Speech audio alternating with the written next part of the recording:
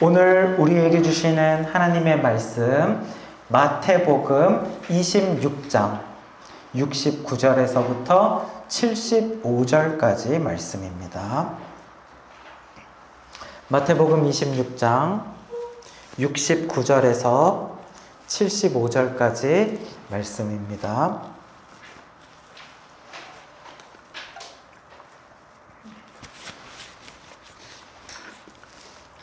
마태복음 26장 69절에서 75절까지 한 절씩 교독하시고 마지막 절은 같이 읽을게요.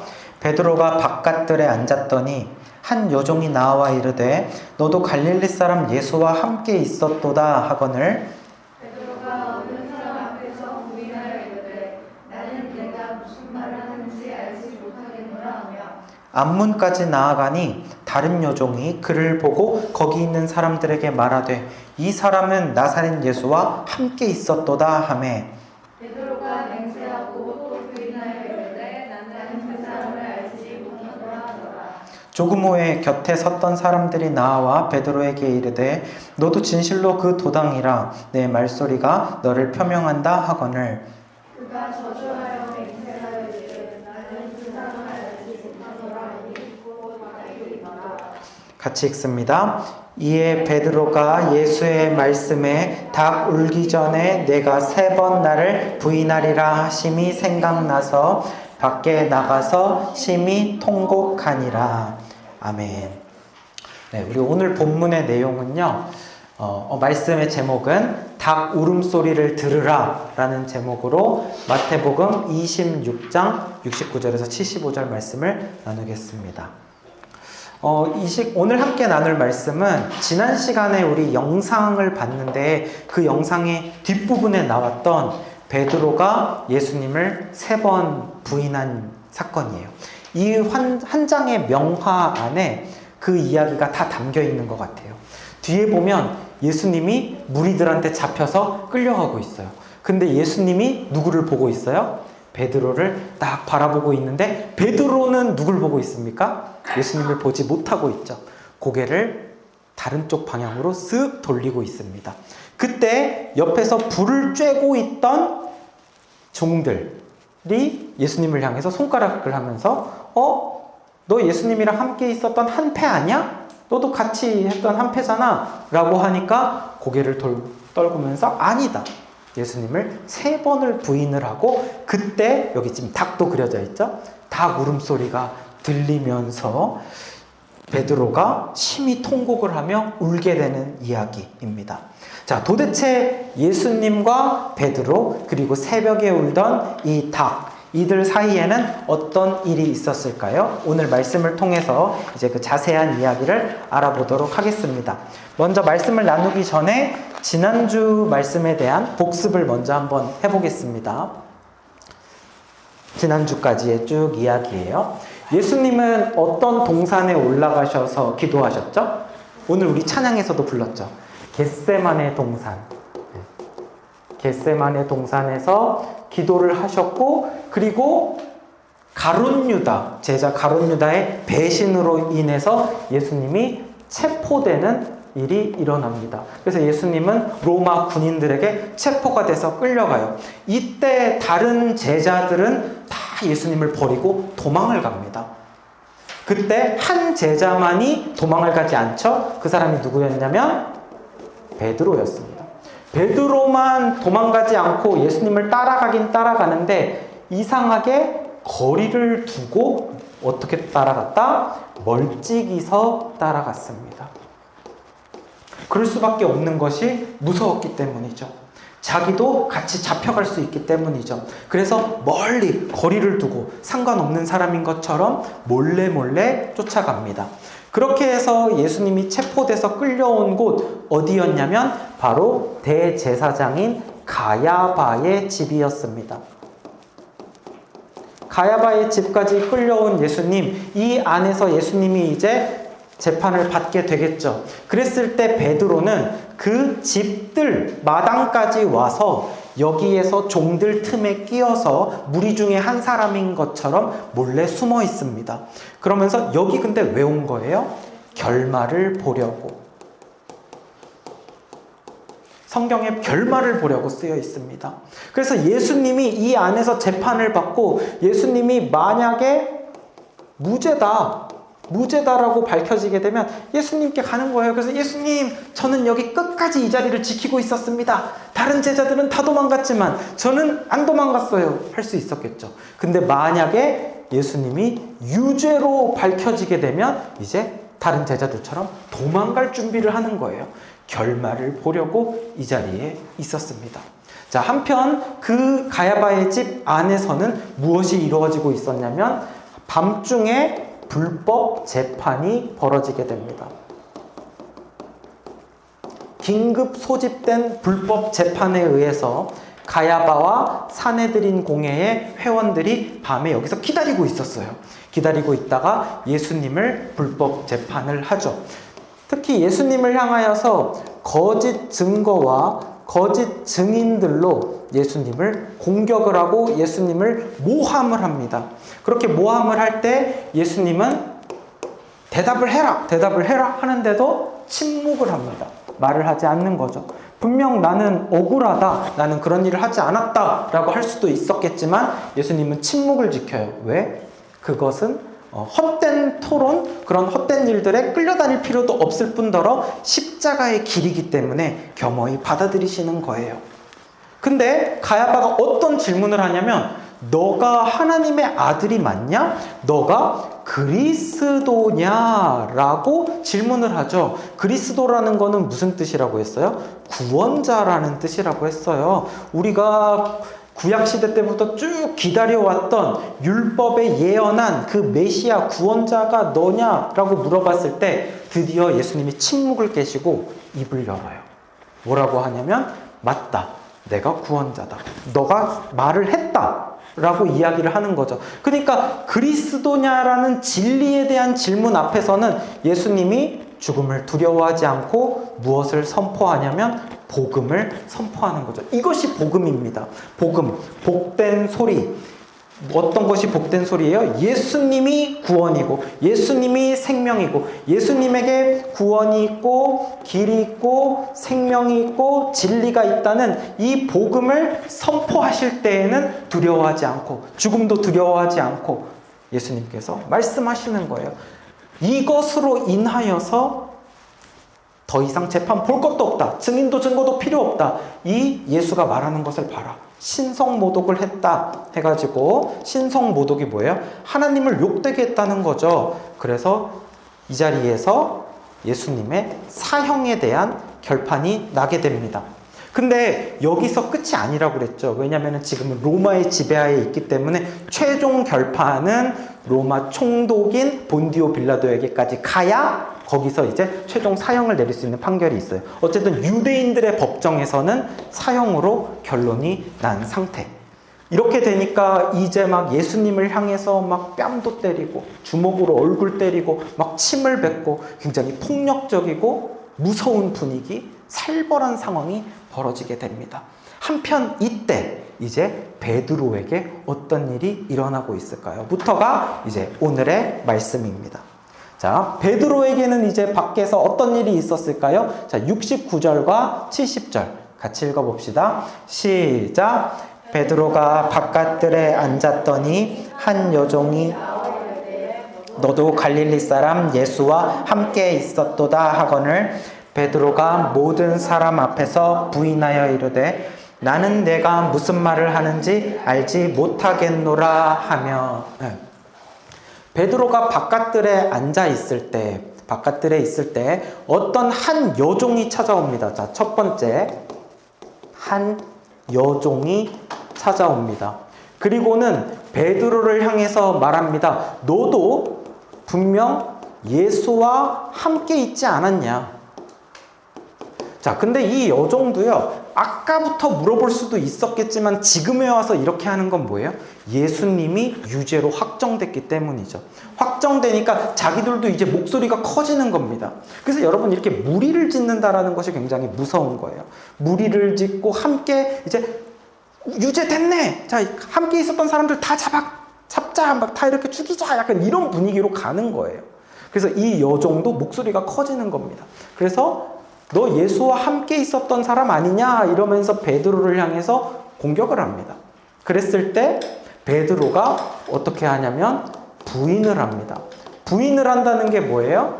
아니라고 말을 하는 거죠. 그러면서 처음부터 나는 예수님을 모릅니다 이렇게 말하는 게 아니라 처음에 뭐라고 말하냐면은 나는 너가 무슨 말하는지 모르겠는데 이렇게 이야기를 합니다.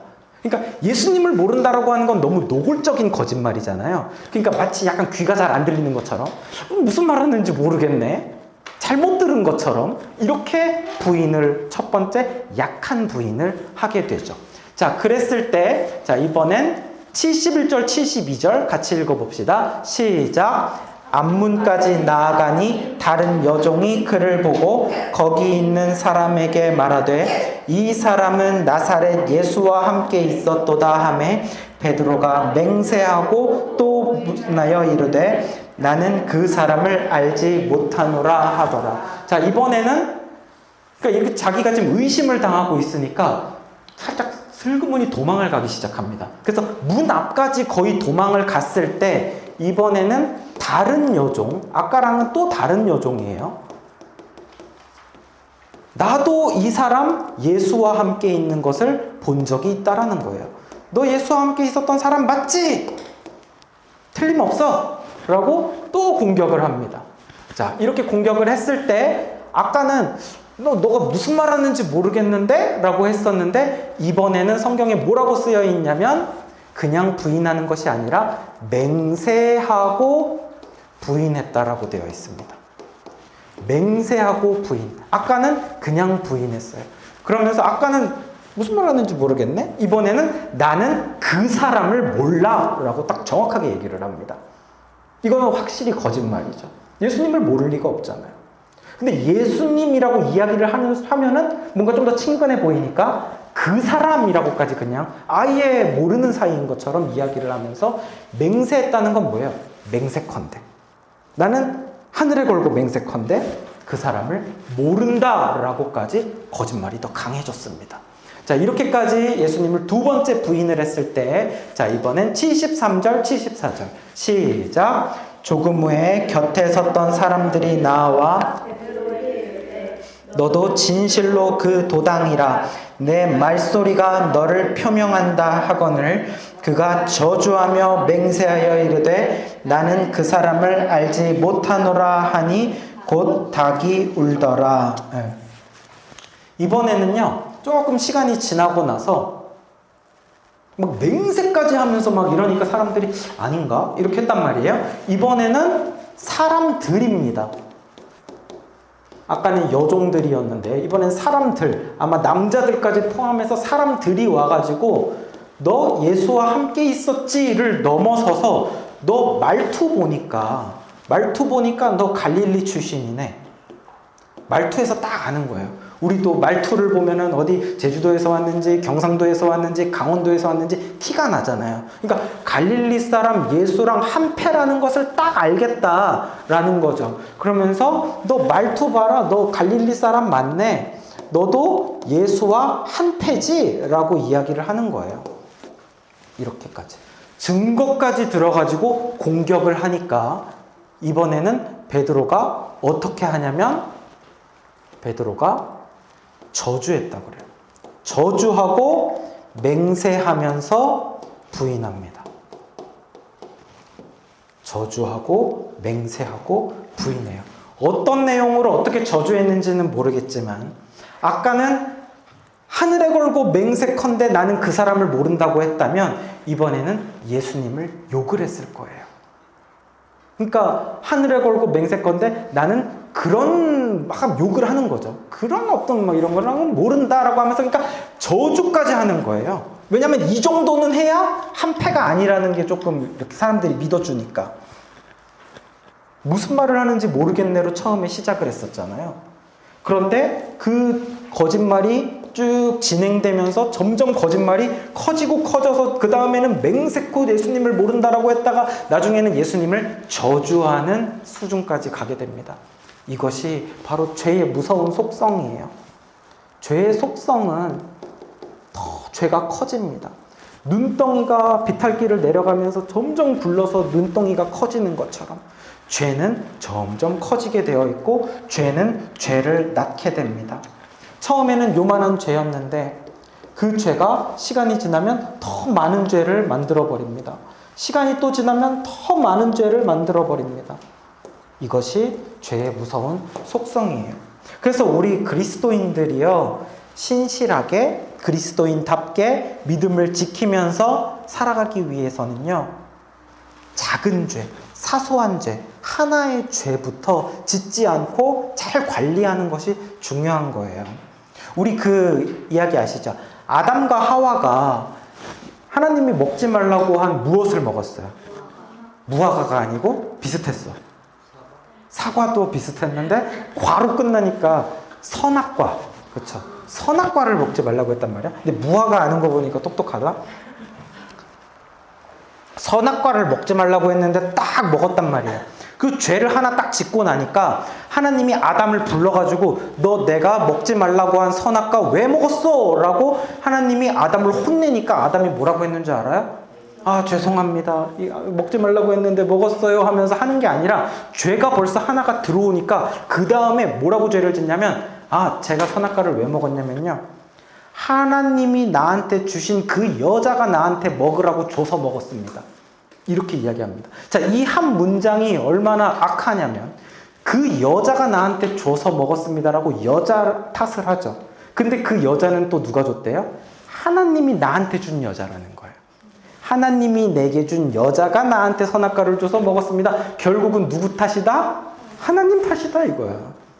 왜 먹었냐? 하나님 때문에 먹었어요. 이렇게까지 말도 안 되는 거짓말을 하면서 원망을 하고 탓을 하는 거. 죄는 이렇게 무섭습니다. 한번 죄를 짓기 시작하면 그 죄를 감추고 덮고 싶잖아요. 그러려면 어떻게 해야 돼요? 더 큰 죄가 있어야 돼.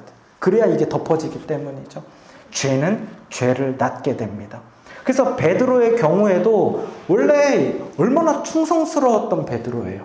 누구보다 의리를 지켰던 베드로잖아요. 근데 처음에 부인하기가 어렵지, 한번 예수님을 부인하고 나니까 그 다음에는 불과 짧은 시간 사이에 너무나도 쉽게 예수님을 더 부인하고 맹세하면서 부인하고 저주하고 맹세하면서 부인하는 이런 잘못까지 베드로가 저지르게 되는 거죠. 이런 모양을 보면서 여러분들은 어떤 생각이 들어요? 아, 진짜 베드로 의리 없다, 믿음 없다, 어떻게 예수님을 저렇게 배신을 해버리냐, 이런 생각이 혹시 드시나요? 기억해야 되는 거는 우리라고 해서 베드로같이 되지 않는다는 법이 없다는 거죠.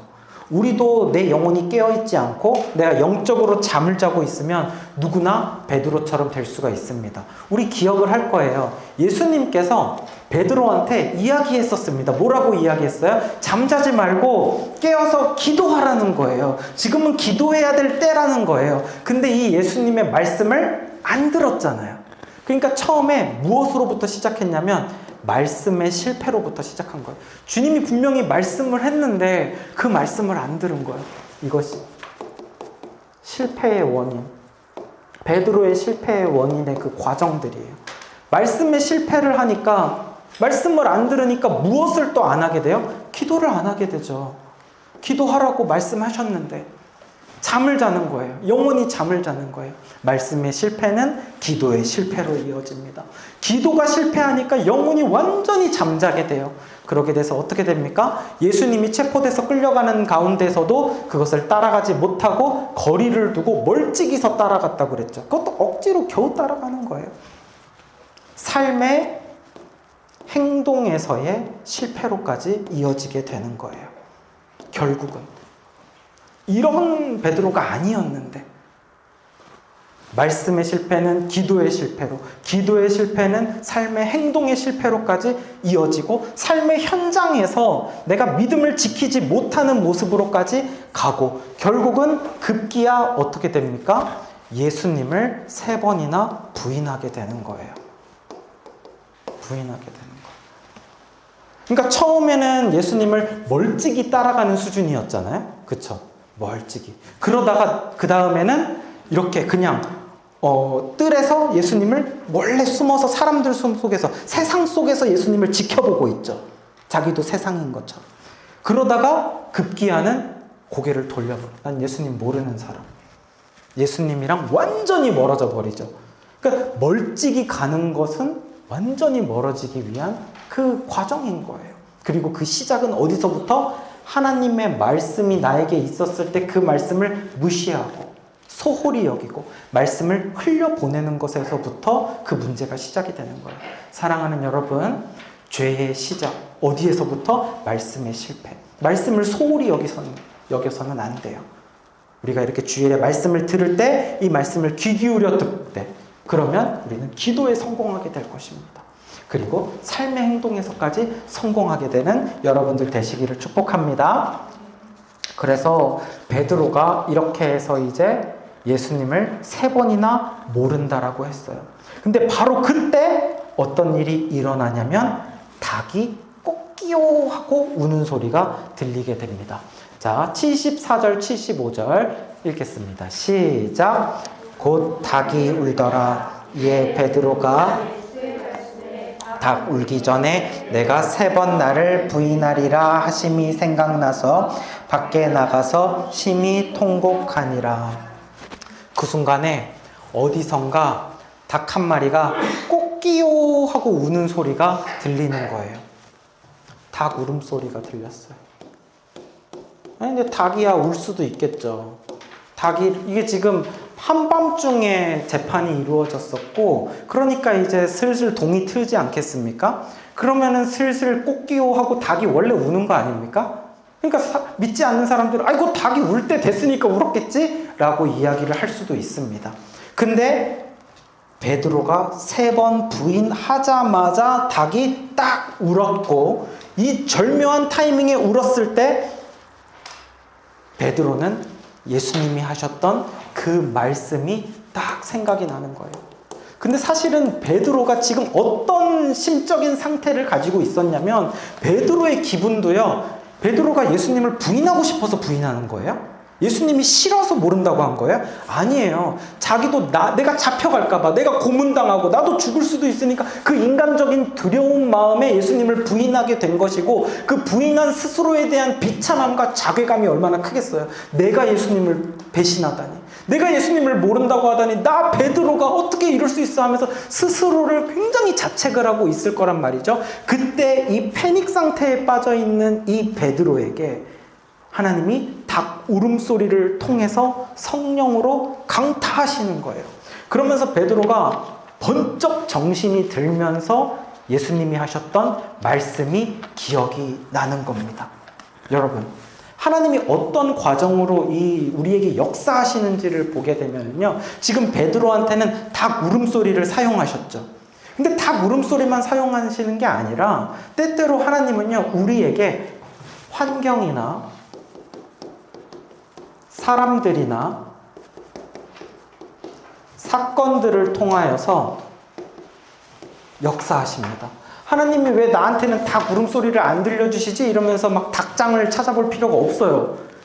베드로의 경우 닭이었던 것이고, 우리의 경우에는 우리에게 주어진 환경, 내 주변에 있는 사람들, 또 여러 가지 사건을 통해서 하나님의 뜻을 알게 하시는 거예요. 그래서 베드로의 경우는 이 닭의 울음소리를 통해서 예수님이 하셨던 말씀을 떠올리게 합니다. 분명 예수님이 과거에 이런 말씀을 하셨어요. 너가 닭 울기 전에 3번 나를 부인하리라 라고 예언의 말씀을 하셨어요. 근데 그때 베드로가 뭐라고 했냐면, 예수님, 제가 그럴 리가 있겠습니까? 그것도 무슨 3번이나 부인, 말도 안 되는 소리 하지 마세요. 이러면서 예수님이 하는 말씀보다 내 생각과 내 의지를 더 믿었었던 베드로였다고요. 그것을 흘려보냈어요. 기억도 안 하고 있었어요. 근데 닭 울음소리가 딱 들려버리니까, 진짜 자기가 딱 3번 부인했거든요. 그랬는데 딱 그 뒤에 닭이 울어버렸거든요. 그러니까 예수님 말씀이 생각이 나는 겁니다. 그러면서 깨닫게 됩니다. 무엇을 깨닫게 돼요? 내 자신이 교만했구나. 내 자신이 죄인이었구나. 이 사실을 깨닫게 됩니다. 하나님은요, 말씀을 통하여서 내 안에 있는 죄를 발견하게 하십니다. 말씀을 통하여서 하나님의 뜻을 알게 하십니다. 하나님의 뜻을. 언제나 말씀을 통하여서 하나님의 뜻을 알게 하시는데 그 말씀이 우리의 삶 속에서 기억이 잘 안 날 때가 많잖아요. 그렇기 위해서 하나님은 이렇게 상황들과 환경들과 닭 울음소리와 같은 주님의 신호가 있어요. 주님의 사인이 있어요. 그 사인을 통하여서 내가 잊고 있었던 말씀이 떠오르게 되는 거예요. 말씀이 생각나게 되는 거예요. 그리고 다시금 하나님 앞에 돌아가게 되고 내가 교만했음을, 내가 죄인이었음을 하나님 앞에 이야기하고 그 다음에 베드로처럼 하나님 앞에서 심히 울면서 주님 잘못했어요. 주님 제가 교만했습니다. 저는 안 그럴 줄 알았는데, 저는 주님 안 떠날 줄 알았는데 주님 말씀이 맞았어요. 저는 이 정도밖에 안 됩니다. 주님 저를 용서해 주세요. 이러면서 주님 앞에서 엉엉 울면서 통곡하고 회개하는 겁니다. 여러분, 가룟 유다도 예수님을 배신했죠. 그리고 베드로도 예수님을 배신했단 말이에요. 똑같이 두 제자가 배신을 했습니다. 근데 가룟 유다와 베드로에 대한 평가가 오늘날에 완전히 반대죠. 말도 안 되게 비교도 안 되죠. 예수님, 베드로가 한 배신도 배신이에요. 그러나 가룟 유다에게는 회개가 없어요. 돌이키는 게 없어요. 베드로는 회개합니다. 울면서 회개하고 이것으로 인하여서 다시금 하나님 앞에 나아가는 거예요. 그래서 여러분, 오늘 말씀을 이제 정리하면서 마지막으로 여러분들에게 꼭 나누고 싶은 중요한 이야기가 있는데, 우리 안에 하나님 앞에 나아가지 못하는 어떤 죄가 있을 때 나는 이것밖에 되지 않는 존재야. 나는 주님의 말씀을 어겼어. 배신했어. 이런 마음이 있을 때 우리는 하나님 앞에 당당하게 나가지를 못해요. 부끄러워서, 민망해서. 그러나 기억해야 하는 사실은 내가 하나님을 떠났다고 해서 하나님도 나를 떠나지 않아요. 자식이 아버지를 버렸다고 해서 아버지도 자식을 버리지 않는다는 말입니다. 나는 하나님을 모른다고 할 수 있지만 하나님은 결코 나를 모른다고 하시지 않는다는 거예요. 하나님은 끝까지 기다리시고 끝까지 나를 포기하지 않으시고 끝까지 내가 돌아오기를 원하세요. 그렇기 때문에 내가 하나님을 배신했다 할지라도, 내가 하나님 아버지를 모른다고 했어요. 하나님 앞에 용서받지 못할 큰 죄를 지었어요. 배신했어요. 그렇다 할지라도 주님이 원하시는 것은 내가 돌아오기를 원하고 계시는 거예요. 우리는 하나님 앞에 가지 못하는 이유가 내 안에 있는 죄를 바라보면 이 죄 때문에 하나님 어떻게 가지? 근데 하나님은 내 죄를 보고 계시는 것이 아니라 하나님은 나를 보고 계세요. 사랑하는 나를 보고 계세요. 내 아들아, 내 딸아, 어서 빨리 나에게로 돌아와라. 내가 돌아오기를 원하시고 기다리세요. 그리고 말씀을 통해서 계속 찾아오시는 거예요. 끊임없이 나에게 다 물음소리를 들려주시면서 신호를 주세요. 사인을 주세요. 기억해라. 내가 했던 말씀들을 기억해라. 나는 끝까지 너를 결코 떠나지 아니하리라. 내가 너를 사랑한다. 계속 말씀을 주시면서 돌아오기를 원하시는 거예요. 지금이라도 괜찮다. 늦지 않았어. 아들아 돌아와. 딸아 지금이라도 내 품으로 돌아오렴. 계속 말씀해 주신다는 것을 기억하시기 바랍니다. 베드로에게 닭 울음소리로 신호를 주셨던 주님은 동일한 하나님이시기 때문에 지금도 오늘날에도 다양한 방법으로 한 사람 한 사람에게 하시는 방법이 다 다르겠죠. 다양한 방법으로 우리에게 말씀하세요. 그럼 주님은 언제까지 우리에게 닭 울음소리를 들려주실까요? 내가 아버지에게로 돌아올 때까지 계속 신호를 주시는 거예요. 자식을 포기하는 부모는 없기 때문이죠. 어떤 부모님은 자식을 20년 전, 30년 전에 잃어버린 부모가 있더라고요. 그래가지고 자식을 그때부터 찾았어요. 내 아들 실종 어린이를 찾습니다 하면서. 근데 30년이 지났는데도 요즘은 AI 기술이 발달했잖아요. 그러니까 그때 그 아이의 얼굴로 30년 지났으니까 이제 이런 얼굴이 됐을 거라고 추정을 하는 거예요. 그러면서 여전히 내 자식을 찾고 있는 그 부모의 그 전단을 봤습니다. 보면서 와, 마음이 너무 찡하고 슬프더라고요. 부모는요 이렇게 자식을 잊지를 못해요. 잃어버린 자식을 찾기를 원하는 겁니다. 내가 아버지 품에 돌아갈 때까지 하나님은 우리를 기다리십니다. 그래서 우리 앞에 불렀던 찬양이 있었죠. 예수 나를 오라 하네. 예수 나를 오라 하네. 주님은 내가 오기를 원하십니다. 나는 주님을 돌아서고, 나는 변질돼 버리고, 나는 주님을 사랑한다고 오늘 해놓고 내일은 주님을 원망하고, 그럴지라도 주님은 불변의 하나님, 변하지 않으시는 하나님을 기억하시기 바랍니다. 오늘 이 순간에도 돌아오기를 원하시는 그 하나님의 음성을 발견하는 여러분들 되시기를 바라요. 그래서 베드로처럼 깨달아서 통곡하는 심령으로, 회개하는 심령으로 하나님 앞에 다 돌아가는 저와 여러분들 되시기를 주님의 이름으로 축복합니다. 이 시간에 우리 말씀 기억하면서 우리 함께 불렀던 찬양 예수 나를 오라 하네 같이 찬양하시겠습니다.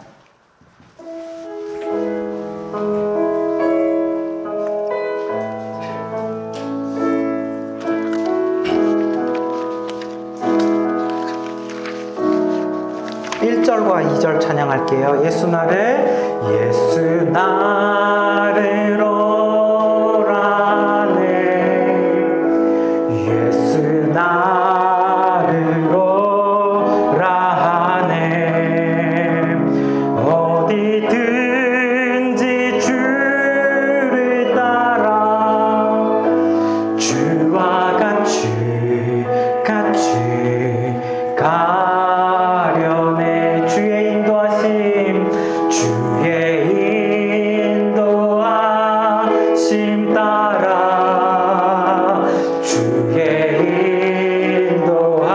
주님께로 돌아가기를 원합니다. 어디든지 주를 따라 주와 같이 가려네. 겟세마네 동산까지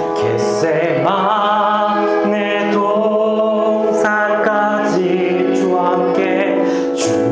함께 가려. 피땀 흘린 동산까지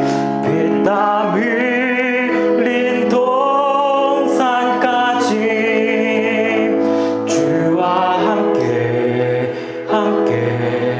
가려네. 주의 인도하심 따라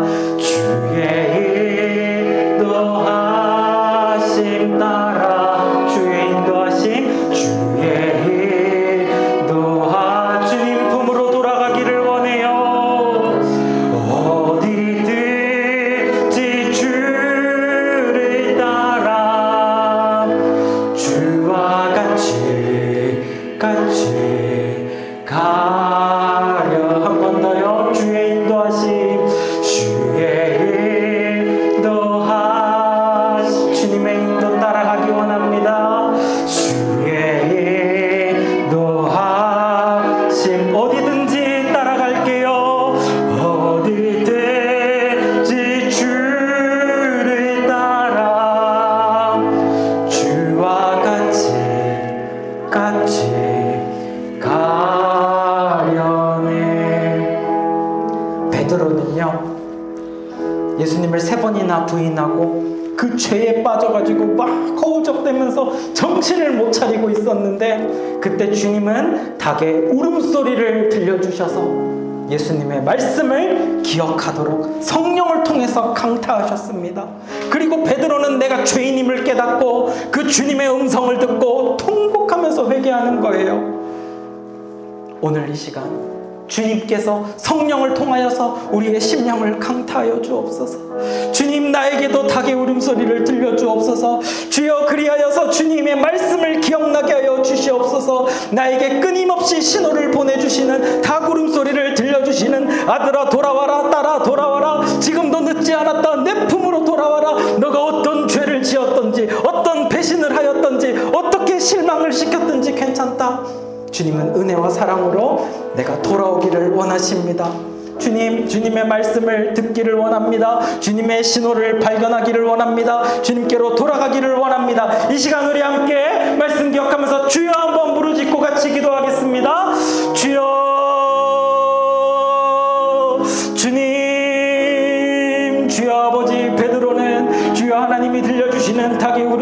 말씀을 듣고 예수님의 말씀을 기억하였습니다. 그리고 주님의 말씀을 떠올리며 내가 죄인임을 발견하였고 통곡하였고 회개하였습니다. 주여 아버지, 나에게도 베드로와 같은 모습이 없는지 돌아봅니다. 주여, 나 또한 주님을 배신했고 나 또한 주님을 모르는 사람처럼 살았습니다. 주여 아버지, 나 또한 세상 속에 들어가서 세상 사람들과 다를 바 없는 모습으로 살았습니다. 주여 아버지, 나 또한 주님을 배신하였습니다. 주여, 그러나 내가 이렇게 주님을 비록 버리고 떠난다 할지라도 주님은 나를 포기하지 않으십니다. 주님은 끊임없이 나에게 다구름소리 신호를 보내주십니다. 주여 아버지, 괜찮다, 돌아와라 말씀하시는 그 주님의 음성, 주여 그 음성 듣고 주님께로 돌아가는 우리들 되게 하여 주시옵소서. 주여 아버지, 나에게 말씀하여 주실 때 나에게 깨닫도록 상황과 사람들과 사건들을 통하여서 음성을 들려주실 때 주님의 음성, 주님의 뜻, 하나님의 음성 발견하는 우리들 되게 하여 주시옵소서. 주여 아버지, 회개하기 원합니다.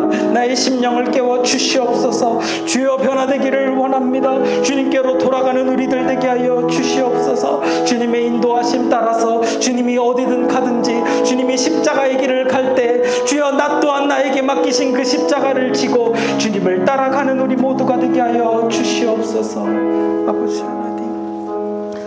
하나님 아버지, 오늘 베드로를 통하여서 나의 죄인된 모습을 봅니다. 나 또한 주님을 배신하였고 나 또한 마치 주님을 모르는 사람처럼 그렇게 세상 속에 숨어서 살았던 모습이 얼마나 많은지요. 주님, 나의 모습을 용서하여 주시고 주님 앞에 통곡하는 심령으로 회개하오니 주여, 나의 죄를 씻으시고 나를 받아 주시옵소서. 주님은 내가 주님을 떠난다 할지라도 나를 결코 떠나지 않으시고 나를 은혜와 사랑으로 용서해 주시는 하나님, 그 품으로 내가 다시 돌아가기를 원합니다. 주여, 말씀하실 때 음성을 발견하고 회개하여 변화되는 역사가 우리 모두에게 다 있게 하여 주시옵소서. 감사드리며 거룩하신 예수님의 이름으로 기도합니다. 아멘.